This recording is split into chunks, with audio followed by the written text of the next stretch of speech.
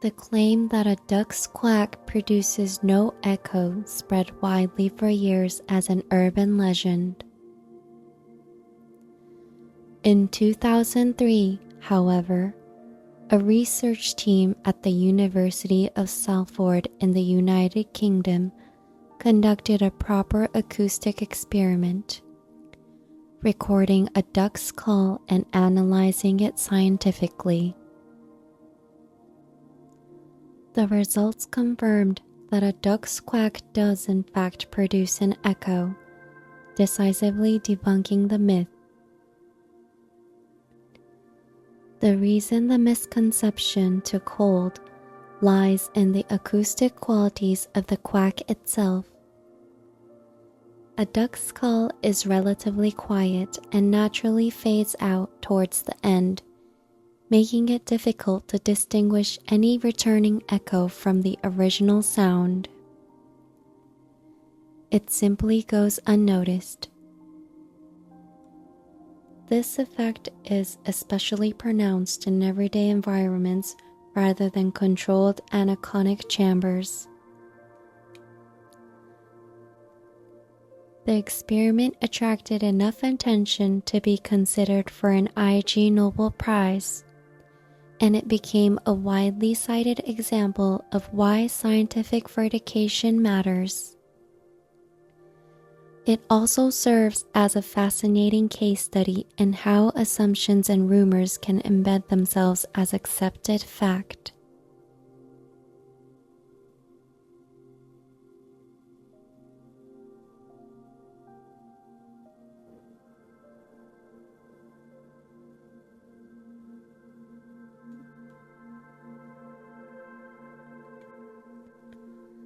The Sun sits approximately 150 million kilometers from Earth, an almost incomprehensible distance. Light travels at roughly 300,000 kilometers per second, yet even at the speed, it takes about 8 minutes and 20 seconds to reach us from the Sun. This means that what we see when we look at the Sun is not its present state, but how it appeared 8 minutes and 20 seconds ago. If the Sun were to vanish suddenly, we on Earth would have no way of knowing for another 8 minutes and 20 seconds. That delay alone gives us a sense of just how vast space is. Expanding further into the cosmos, light from Proxima Centauri, the nearest star to our solar system, takes over 4 years to reach us. Light from distant galaxies may have traveled for billions of years before entering our eyes, which means that when we look up at the night sky, we are looking into the past. The fact that the light has a finite speed fundamentally reshapes how we think about distance and time in astronomy. And it is one of the most foundational concepts for understanding the universe.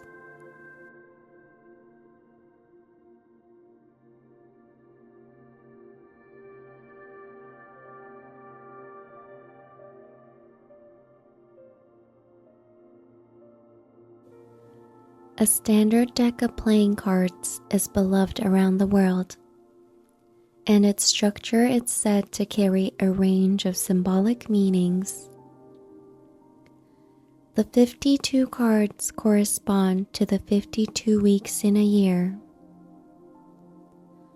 The 4 suits, hearts, diamonds, clubs, and spades, are sometimes said to represent the 4 seasons. Each suit contains 13 cards, matching the number of the weeks in each season.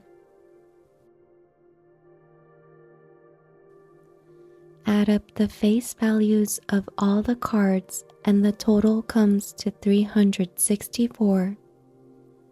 Include one joker and it becomes 365, the number of days in a year.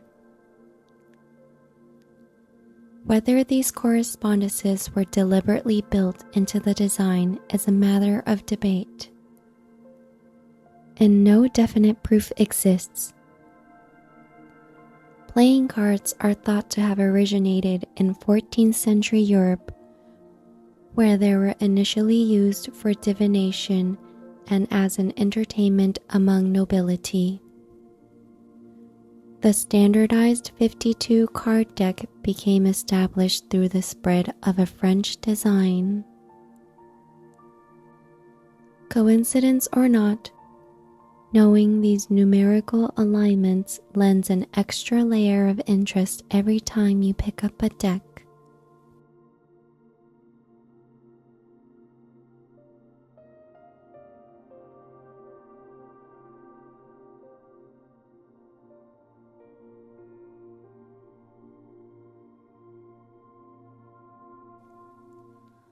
Pablo Picasso is widely recognized as one of the defining artists of the 20th century. But what many people do not know is that his full name is extraordinarily long. The name he was given at baptism consists of 23 words, stringing together the names of multiple saints and family members. A lengthy recitation even by Spanish standards.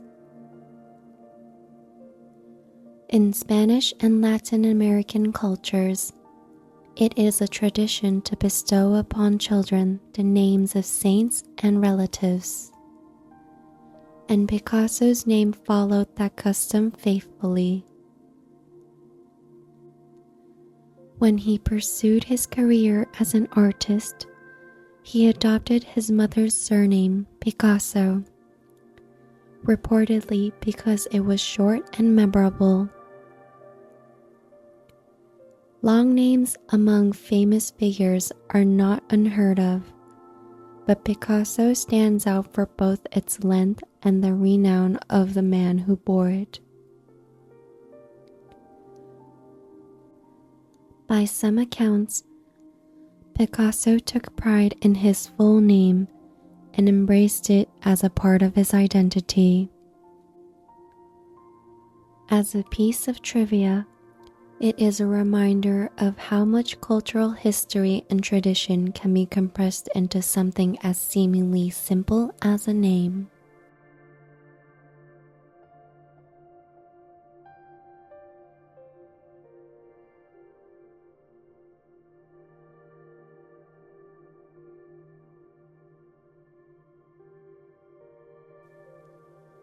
Most people picture zebras as white animals with black stripes.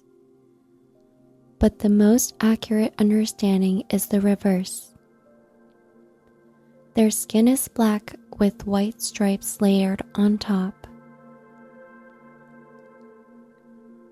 In terms of pigmentation in the hair, the black areas contain melanin while the white areas lack it. Several theories have been proposed to explain the function of the striping.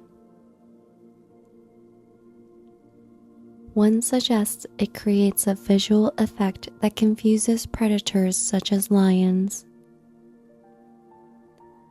Another proposes that the contrasting colors generate differences in airflow between black and white areas, aiding thermoregulation.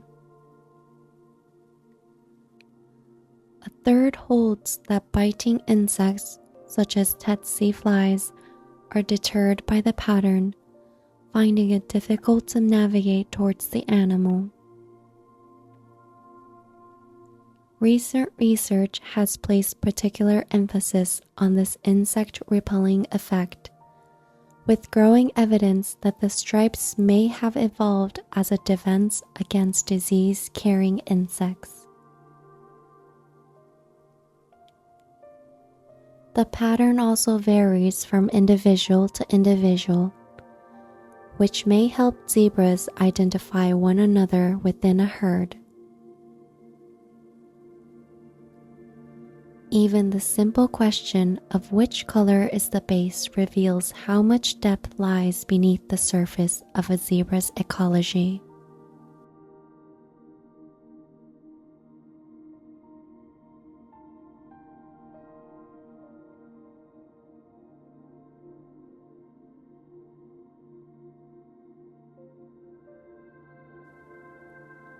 Tetris is one of the world's most beloved puzzle games.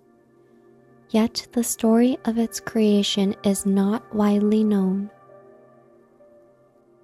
It was developed by Alexei Pajitnov, a Soviet scientist working in the Academy of Sciences in Moscow, where he built it in 1984. The game was originally conceived as educational software to study human cognitive abilities and problem-solving processes.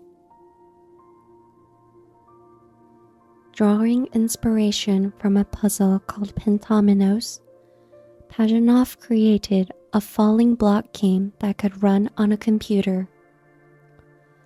It spread initially through Soviet computer networks before making its way to the West. Under Soviet law, individuals were not permitted to profit from software, meaning Pajitnov himself went without royalties from Tetris for many years. After a long and complex dispute over rights, he finally recovered ownership of the copyright in 1996.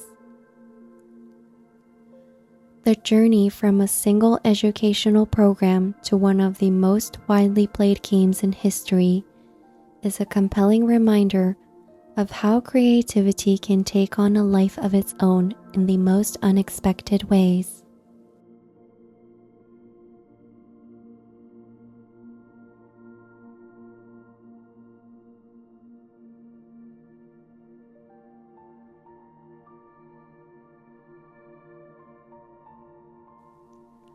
Snakes strike many people as mysterious creatures, and their eye structure is indeed marked differently from most other animals. Snakes have no eyelids and cannot close their eyes, meaning they sleep with their eyes permanently open. That said, open eyes do not indicate wakefulness. Sleep in snakes is characterized by stillness and reduced responsiveness rather than closed eyes. In place of eyelids, each eye is covered by a transparent scale-like structure called a brillae or spectacle, which serves as a protective function. This covering is shed and replaced with each molt. The absence of eyelids also affects the snake's vision. Without blinking to maintain moisture, snakes have developed eyes that are well suited to drier conditions. This is considered one of the features that set snakes apart in reptilian evolution, with the leading theory suggesting that eyelids were lost when ancestral snakes lived underground or in aquatic environments. A snake resting with eyes wide open is, in its quiet way, a living record of its own extraordinary evolutionary history.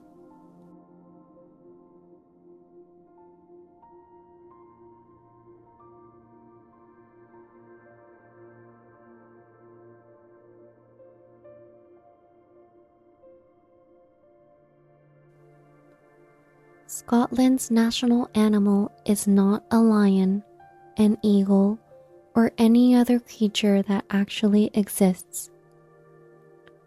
It is the unicorn, a mythical being. Why would a nation choose a fictional animal as its symbol? In medieval Europe, the unicorn was regarded as an emblem of purity and power, a wild, untamable force that could not be subdued.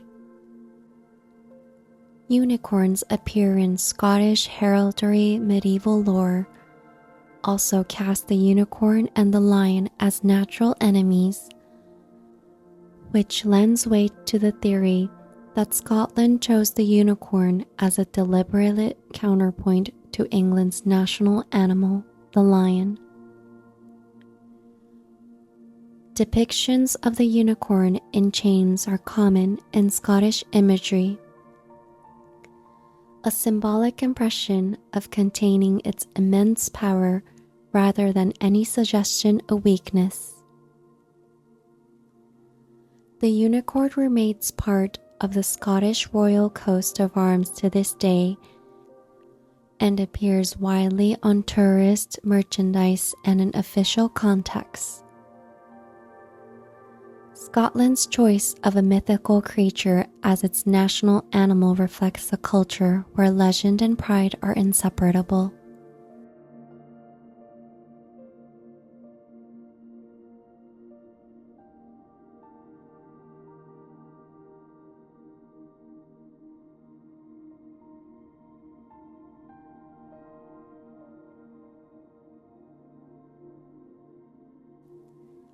The rattlesnake is named for the distinctive rattling sound it produces by vibrating its tail. And understanding how that sound is made reveals yet another marvel of nature engineering. At the tip of the tail is a specialized structure called a rattle. Each time the snake molts, a segment of old scale remains at the tail's end. These layers accumulate over time, adding a new ring with each shed. In the wild, damage and wear mean that the number of segments does not reliably indicate exact age. When the snake shakes its tail, the dry hollow rings knock against one another, amplified by resonance with a cavity, producing that unmistakable sound. Rattlesnakes use this primarily as a warning signal, alerting approaching animals or large creatures to back away. What sounds like a threat to human ears is, for the snake, actually a mechanism for avoiding conflict rather than initiating it. This strategy of using sound to prevent trouble before it starts is a remarkably rational defensive adaptation, one that has served rattlesnakes well through millions of years of evolution.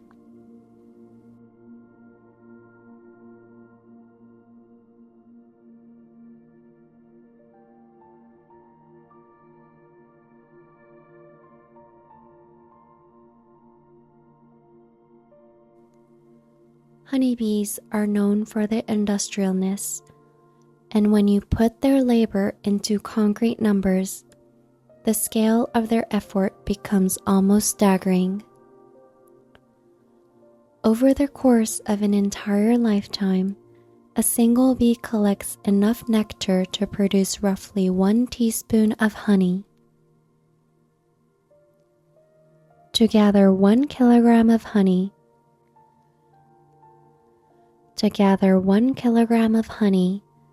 tens of thousands of bees must make millions of trips between flowers and hive, a combined flight distance estimated around 80,000 kilometers, or approximately twice the circumference of the Earth.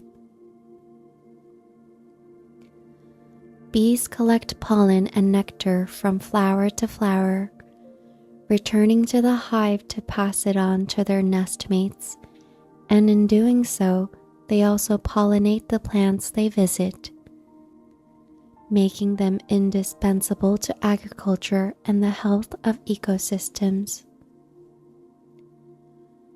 A worker bee lives for only about 1 to 2 months, spending that brief life entirely in service of honey production.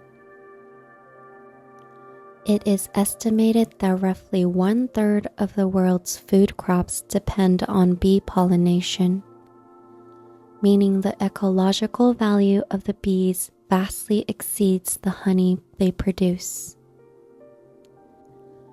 In the work of a tiny creature traveling the equivalent of a globe, the wonders of nature are on full display.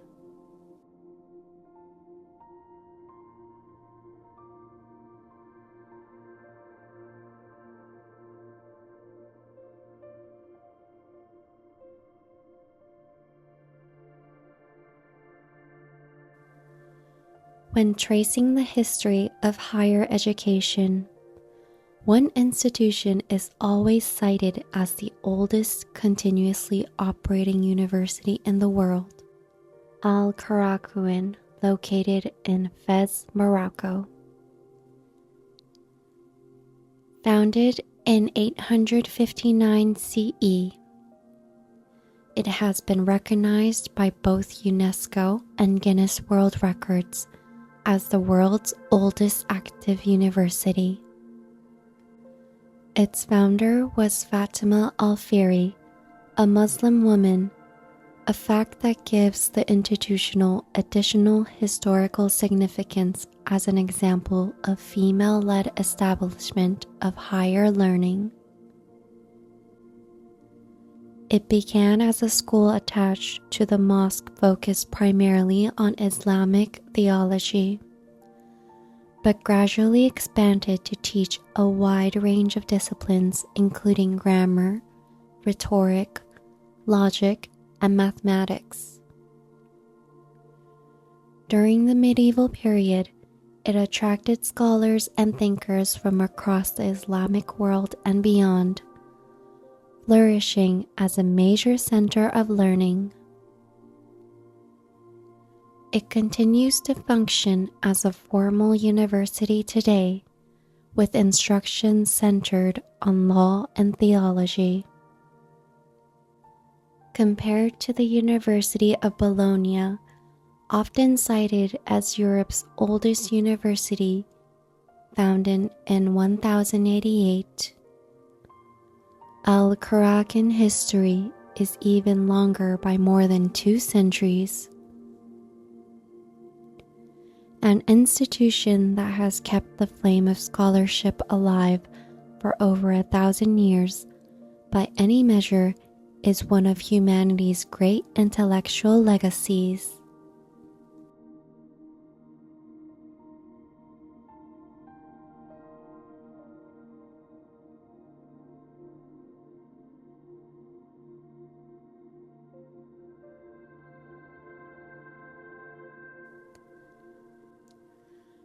The title of the world's highest mountain changes depending on how you define height.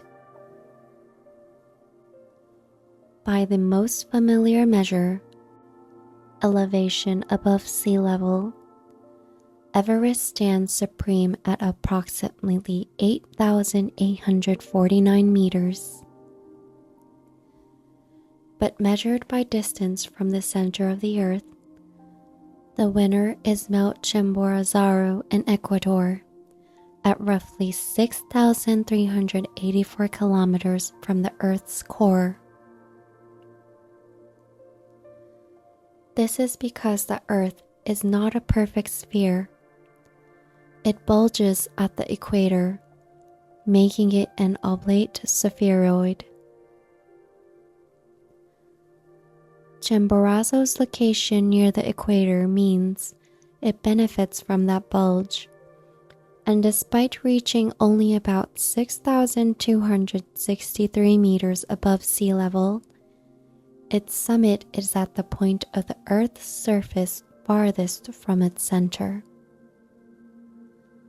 Everest, sitting at a higher latitude, simply cannot match that distance. From a cosmic perspective, this means the summit of Chimborazo is the closest point on land to outer space. The fact that the world's tallest mountain changes depending on your definition is a reminder of just how relative the standards we use in everyday life really are.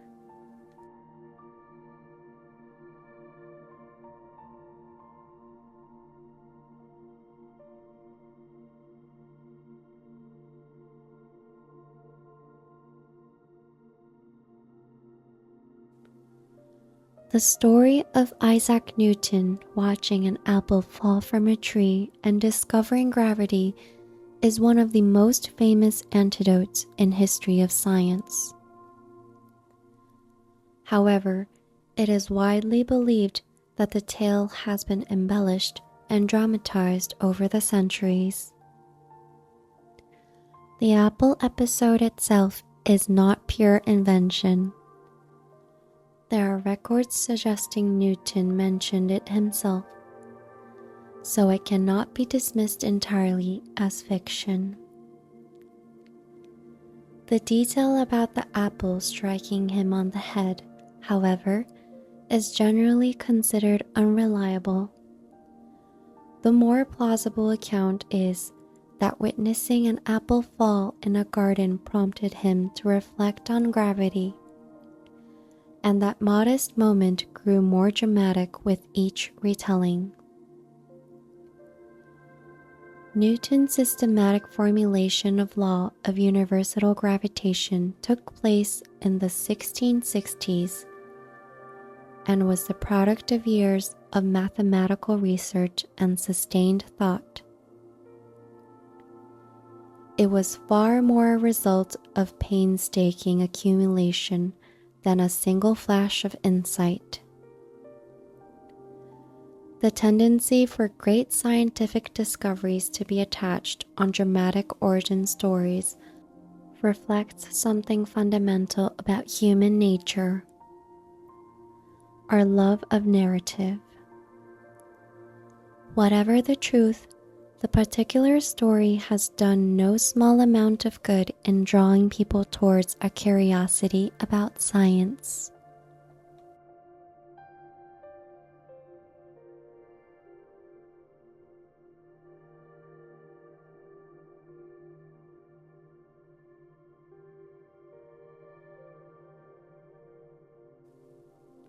Whales produce complex patterns of sound underwater, a phenomenon known as the whale song.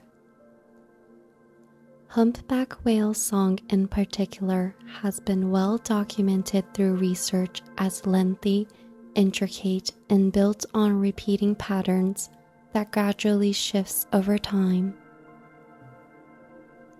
At any given moment, all the male humpback whales in a shared region sing what is essentially the same song. Over the course of several months to a year, that song slowly evolves, and an entire population comes to share the updated version. The change tends to move in one direction. Old phases are replaced by new ones, a process that has been compared to trends in human musical culture. Exactly how these changes spread through an entire population remains an open question. Through communication between individuals is thought to be the mechanism. The most widely accepted theory for why whales sing at all is that it serves as a courtship behavior. Through sharing information and establishing territory may also play a role. The way whales pass cultural information through a population by means entirely unlike our own speaks to the remarkable richness of animal social life.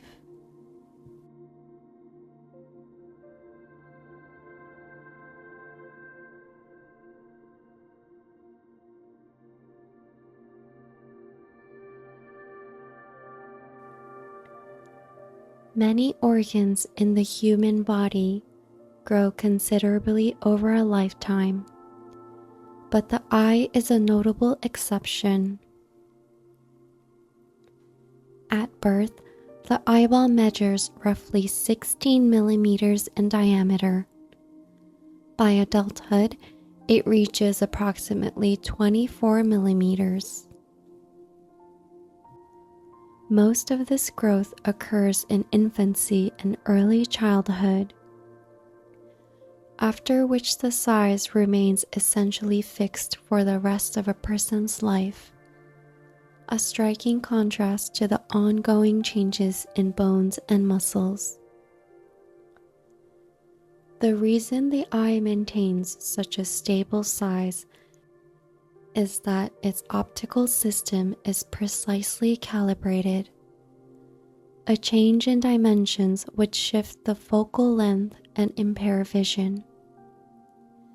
That said, an eyeball that grows longer than normal is one recognized cause of myopia, with elongation of the axial length linked in deteriorating distance vision. Age-related farsightedness, meanwhile, is caused not by a change in the size of the eyeball, but by a loss of elasticity in the lens. Continuing to function at nearly the same dimensions from birth to old age, the eye stands as one of the most finely engineered organisms in the human body.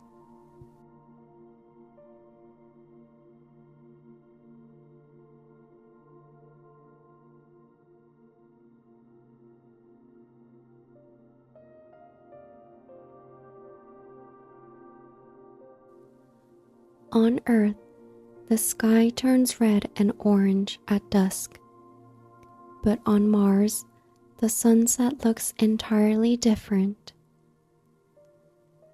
The Martian sky at twilight takes on a bluish hue, essentially the reverse of what we see here.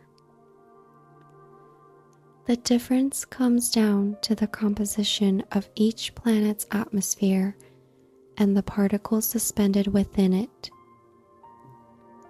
On Earth, sunlight scattering off nitrogen and oxygen molecules sends blue wavelengths in all directions, giving us our blue daytime sky.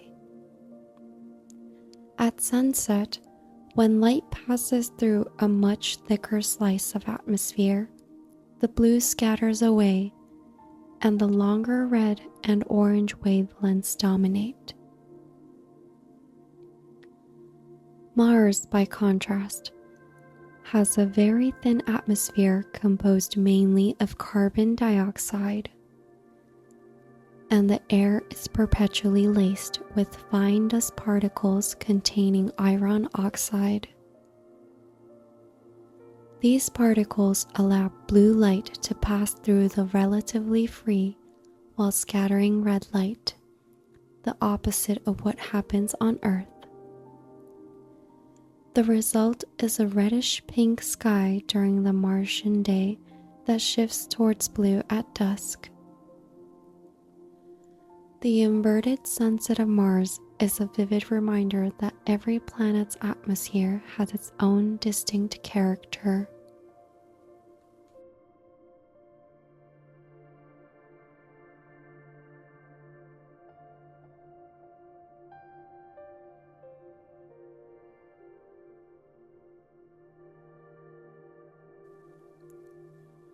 Flamingos are known for their vivid pink plumage, but newly hatched chicks are a dull grayish white. The color develops with age, and it comes entirely from carotenoid pigments in their food. The algae and the small crustaceans that make up the bulk of a flamingo's diet are rich in carotenoids such as beta-carotene and canthacistan. Once metabolized, these compounds are deposited in the feathers and skin, producing the characteristic pink. Because the depth of the color remains on how much and what type of food is consumed, individuals within the same flock can vary noticeably in their shade.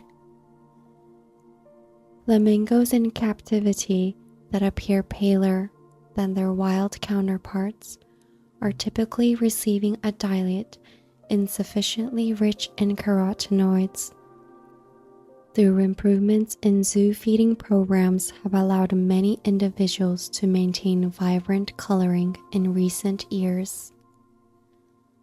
The fact that what a flamingo eats is directly reflected in its appearance makes it a striking symbol of the relationship between diet and physical form, and a genuinely fascinating case in ecology.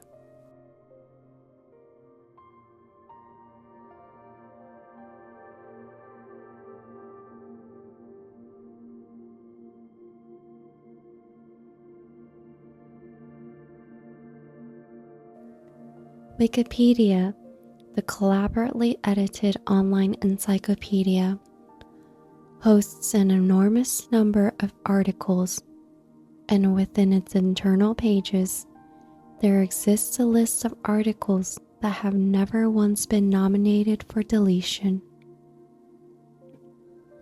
On Wikipedia, articles are removed regularly for reasons ranging from inaccuracy and copyright violation to promotional content.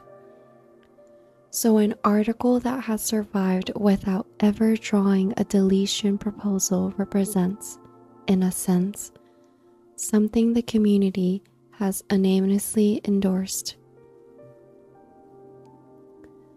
The list of functions as a kind of meta page that reflects Wikipedia's internal culture and the values of its contributor community, offering an interesting lens through which to observe what kind of articles endure. Since its foundings in 2001, Wikipedia has been maintained entirely by volunteer editors around the world, with quality control and deletion decisions governed by a set of evolving rules and community consensus. What might look from the outside like a sprawling, unruly connection of information is, internally, managed by a surprisingly sophisticated system of self-governance, and pages like this one make that visible.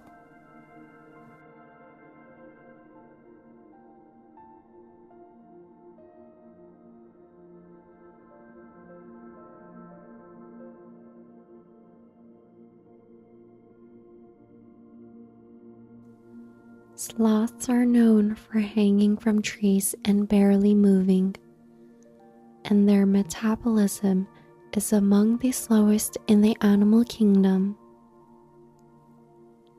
Their body temperature fluctuates with the surrounding air, and digestion is extraordinarily sluggish. A single leaf can take more than a week to fully process.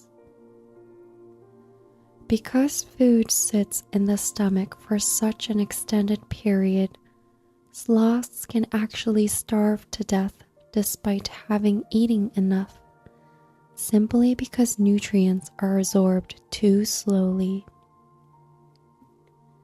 During stretches of cold winter, digestion slows even further, and stomach contents can begin to decompose before they are fully processed. Their diet consists mainly of leaves, which are low in nutritional value, and their almost motionless lifestyle evolved precisely to minimize energy expenditure. They sleep for most of the day and descend to the ground to relieve themselves only about once a week. This extreme energy conservation strategy allows sloths to survive on very little food. Yet the same digestive system that makes the possible can also become fatal. It is one of nature's most ironic trade-offs.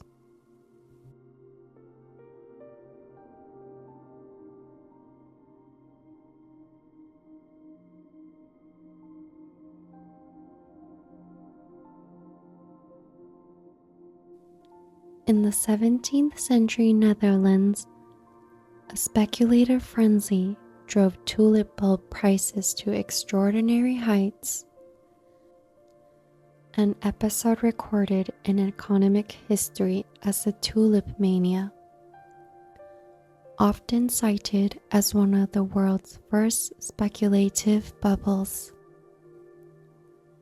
Tulips, newly arrived in the Netherlands, captivated the nobility and wealthy classes in their beauty. Rare varieties with unusual colors or patterning commanded particularly high prices, and as demand far outpaced supply, values surged. At the peak of the craze in the 1630s, certain bulbs changed hands for several times to annual income of a skilled craftsman. Some were said to be worth as much as a house. Futures contracts on bulbs became common, and a frenzy of speculative trading took hold, in which bulbs were bought and sold repeatedly without ever physically changing hands. Then, in 1637, demand collapsed suddenly and prices crashed overnight. Many were left with devastating debts, but the Dutch economy suffered a significant blow. The question of how a single flower could generate that kind of collective hysteria remains instructive for anyone seeking to understand modern speculative phenomena.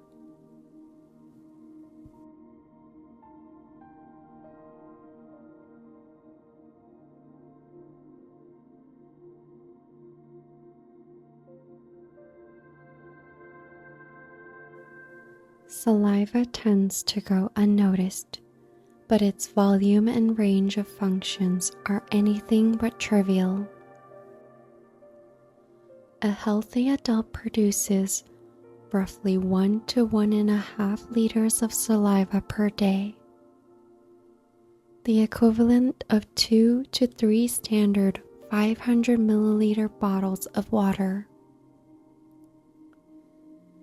Beyond simply keeping the mouth moist, saliva contains an enzyme called amylase that initiates digestion by breaking down starches into sugars, making it the first stage in the digestive process. It also contains antimicrobial compounds that inhibit the growth of bacteria in the mouth, helping to prevent tooth decay and gum diseases. Saliva is equally essential to the experience of taste. Taste receptors can only respond to substances in liquid form, meaning food must be dissolved in saliva before any flavors can be detected. During sleep, saliva production drops sharply, which is why breath tends to be more unpleasant upon waking. Rarely given a second thought, saliva is in fact indispensable to the body, simultaneously handling digestion, sanitation, and sensory perception.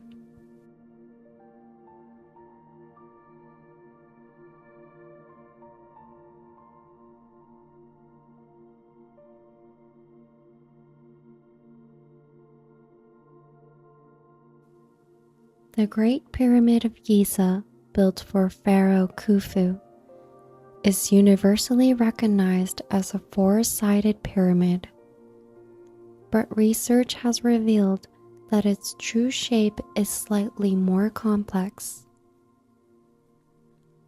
Each of the four faces has a subtle concavity along its central axis, curving inward so gently that the pyramid technically has 8 faces rather than 4. The indentation is so slight that it is virtually invisible to the naked eye from ground level. However, at the spring and autumn equinoxes, when sunlight strikes the structure at a particular angle, the play of shadows causes the concavity to become perceptible, and the 8-sided form momentarily becomes into view. Why the pyramid was built this way remains a matter of debate. Some point to a technical intention in the construction process, while others suggest a religious or astronomical significance. The pyramid dates to around 2500 BCE, and how such precision was achieved within the technology of the era continues to be actively studied. The realization that a shape we thought we knew so well, in fact, slightly different, is a compelling invitation to question assumptions we take for granted.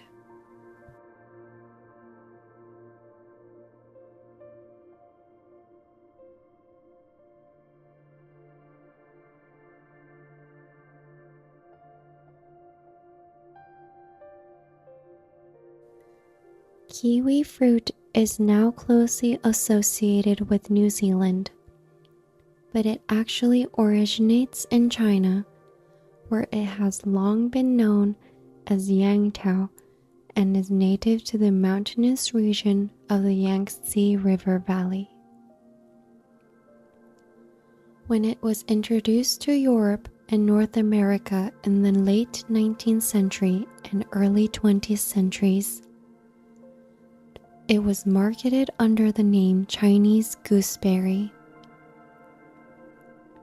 It arrived in New Zealand in the early 20th century, where local growers developed improved varieties that were sweeter and more palatable than their wild ancestors. When exports began in earnest in the 1950s, the name Chinese was judged commercially disadvantageous given the political climate of the time, and the fruit was renamed after New Zealand's national bird, the kiwi.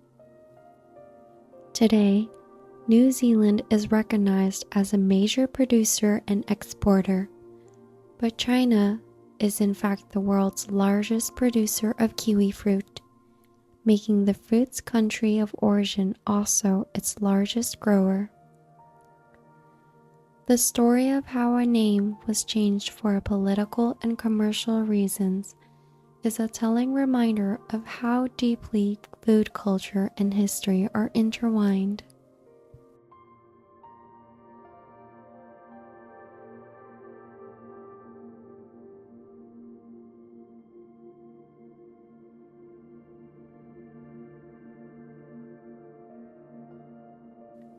Surströmming, the sweetest fermented herring preserves in cans, is widely regarded as one of the most pungent foods in existence. What makes it especially unusual is that the fermentation continues inside the sealed can, causing gas to build up and the tin to visibly bulge. Opening one releases an intensely sulfurous odor into the surrounding air, and it is commonly recommended to do so outdoors. Because fermentation never fully stops, the risk of the can rupturing under changes in pressure or temperature has led to many airlines to ban it from being carried on board. Some apartment buildings in Sweden have gone so far as to include clauses in their tenancy agreements prohibiting residents to opening cans on balconies or outdoors. And yet, surströmming holds genuine cultural significance in Sweden. It is a cherished summer food with its own official annual opening date in August. Locals typically eat it with potatoes, onions, and sour cream. And to those accustomed to it, it is appreciated as a concentrated, savory delicacy. It deserves to be understood as far more than just a smell. It is a fermented food with a deep culinary roots and a long history.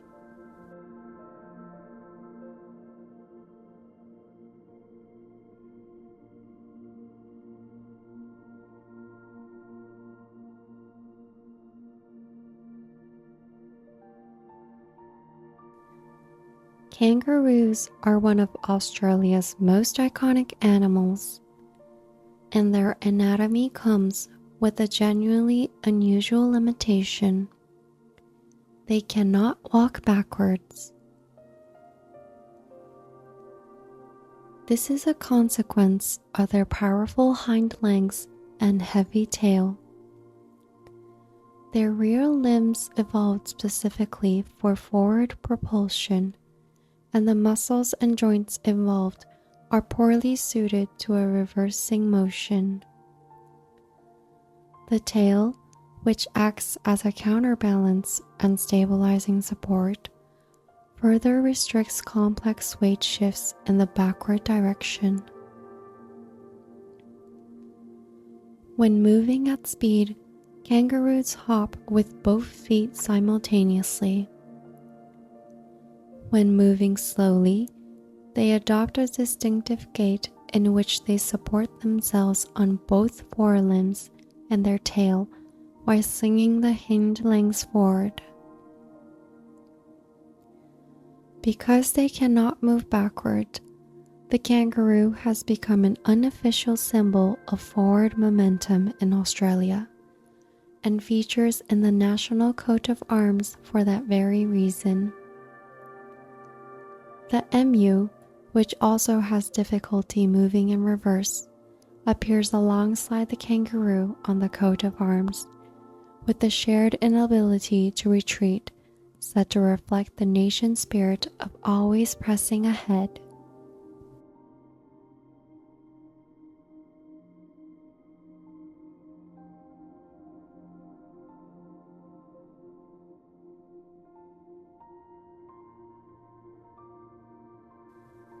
Deserts receive very little rain, as is well known, but rain does not fall in deserts, at least in the sky.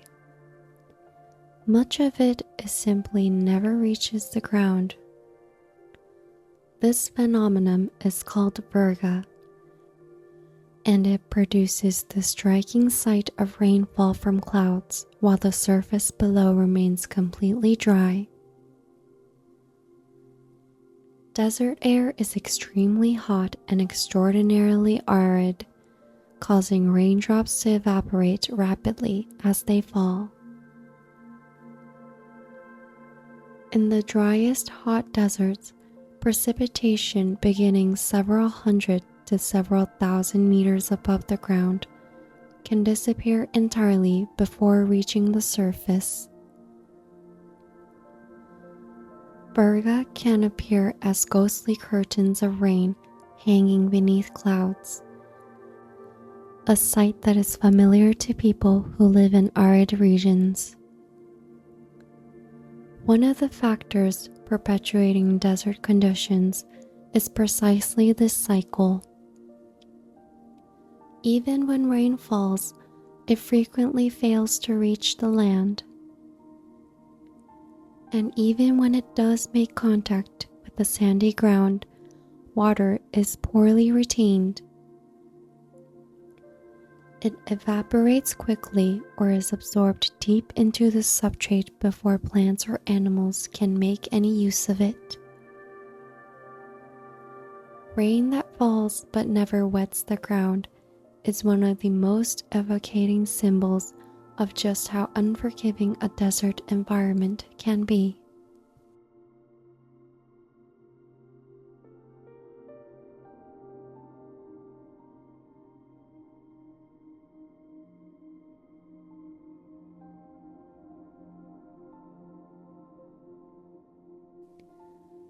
The human lungs are compact enough to fit inside the chest cavity, yet their internal architecture is extraordinarily intricate.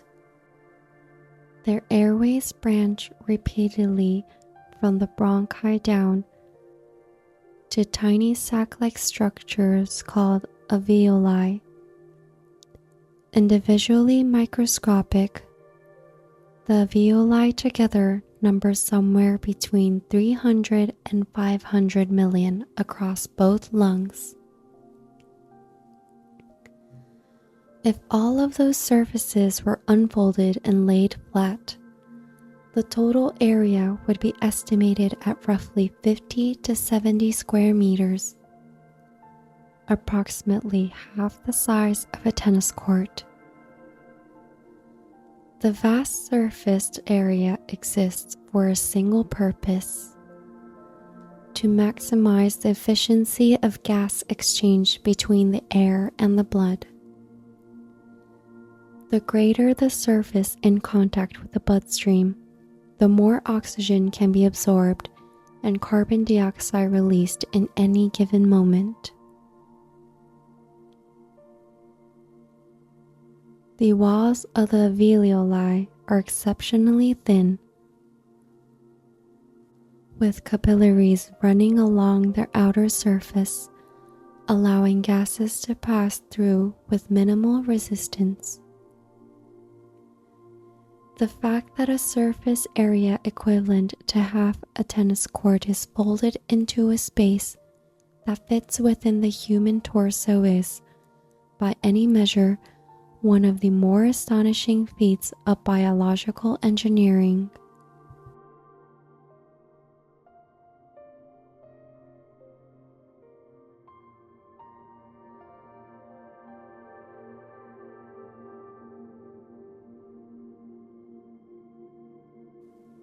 Penguins have a rounded, squat appearance that makes them look as though they have short legs and no knees. But they do in fact have knee joints just like humans. Those knees are simply hidden beneath thick layers of feather and skin, making them invisible from the outside. A penguin's leg follows the same sequence as a human's: thigh, knee, shin, and what appears to be the joint at the base of the body is actually the ankle. Because the knee is tucked inside the body, penguins walk within it, a continuously bent position that makes straightening the leg fully very difficult, which produces their characteristic side-to-side waddle. In the water, penguins rely primarily on their flippers rather than their legs, so any inefficiency in their land-based gait has little impact on their survival. The existence of the knee has been confirmed through X-ray imaging and dissection. It is a perfect example of how surface appearances can lead to fundamental misunderstandings about anatomy,